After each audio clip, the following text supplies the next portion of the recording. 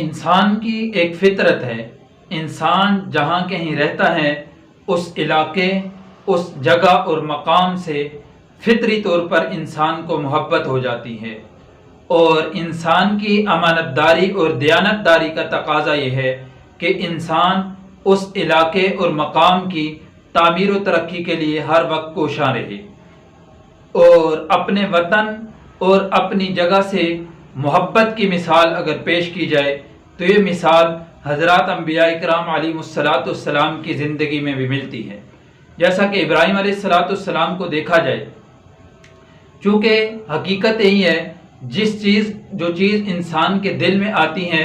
انسان کو جس چیز سے محبت ہوتی ہے اس کے لیے انسان کوشش بھی کرتا ہے، دعا بھی کرتا ہے۔ حضرت ابراہیم علیہ السلام نے جب مکہ مکرمہ میں بیت اللہ کی بنیاد رکھی، تعمیر فرمائی، اس کے بعد اس شہر کے امن کے لیے دعا مانگی ہے، گویا کہ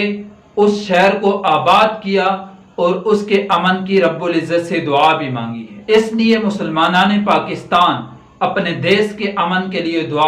دعا مانگیں۔ دوسرے نمبر پر اللہ رب العزت نے قرآن پاک میں ارشاد فرمایا ہے کہ اگر ان لوگوں کو زمین کے کسی خطے پر حکومت دی جائے، اختیار دیا جائے، تو یہ کیا کرتے ہیں؟ اقاموا الصلاۃ، نماز قائم کرتے ہیں۔ اس لیے یہاں اقامت نماز کا حکم ہے، ہر شخص خود نماز پڑھنے کے ساتھ ساتھ اپنے محتاطوں کو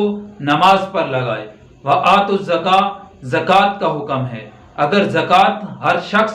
اپنے مال کے حساب سے ادا کرے گا تو ملک سے غربت اور ملک سے مفلسی کا خاتمہ ہو جائے گا۔ اور اس کے ساتھ ساتھ نیکی کے حکم اور برائی سے روکنے کا اس آیت میں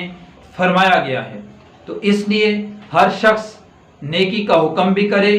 تاکہ اس سے معاشرے میں اچھائیاں بڑھیں اور معاشرے میں نیکی کا رواج بڑھے، اور برائی سے منع کرے تاکہ معاشرے میں برائیوں کی کمی ہو اور ہر طرح کی برائی سے انسان اور مسلمان بچ سکے۔ تو یہ مسلمان کا فریضہ بنتا ہے۔ اور عرض میں کر رہا تھا کہ امن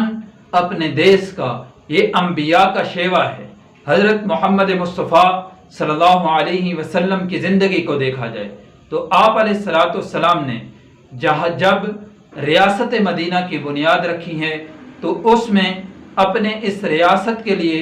رب لم یزل سے دعا بھی فرمائی ہے، جس دعا کا خلاصہ یہ ہے کہ آپ علیہ السلام نے مدینہ طیبہ کے پیمانوں میں برکت کی دعا فرمائی ہے، آپ علیہ السلام نے مدینہ طیبہ کی محبت کی دعا فرمائی ہے، اور آپ علیہ السلام نے مدینہ طیبہ سے وبا کو دفع کرنے کی دعا فرمائی ہے۔ رب العزت نے اس دعا کو قبولیت سے سرفراز فرمایا ہے۔ اس لیے مسلمانان پاکستان اپنے دیش کے امن کے لیے، اپنے دیش سے مصائب اور آلام کو اور ہر طرح کی ایسی برائیوں کو جو ہمارے دیش کے ماتھے پر بدنما داغ بنتی ہیں، ان سے حفاظت کے لیے جد و جہد بھی کریں اور دعا بھی مانگیں۔